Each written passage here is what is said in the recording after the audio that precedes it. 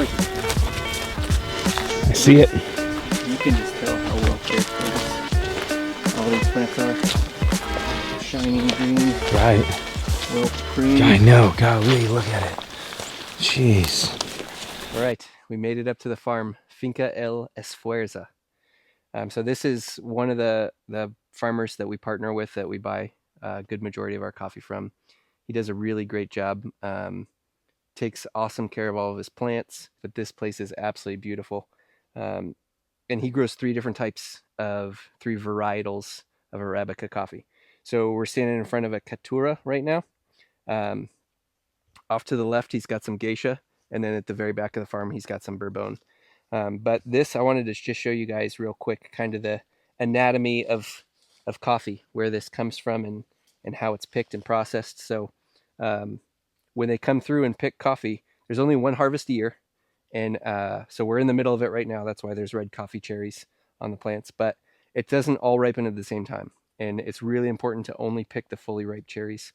If they pick them when they're still green, you can see some of these here still have some green on them. Once you remove the fruit and you just have the seed, you can't tell.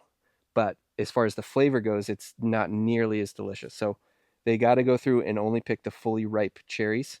And so every 2 weeks or so for the 2 or 3 month harvest season, they'll come through and hand pick one at a time, just the fully ripe cherries.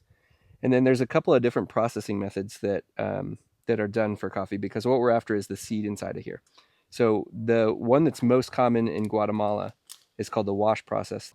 They'll put it through a machine that takes the fruit part off, and then they're left with these sticky seeds.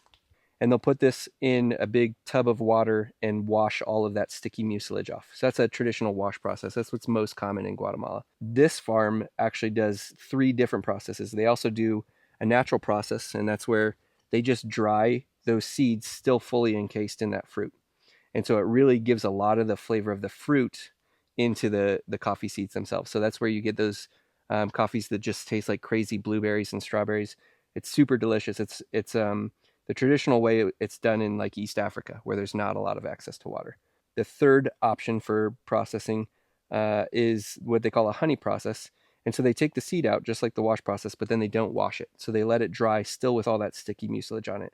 And it gives it a really sweet characteristic in the taste of the coffee, but it's not the overwhelming blueberry and strawberry kind of flavors.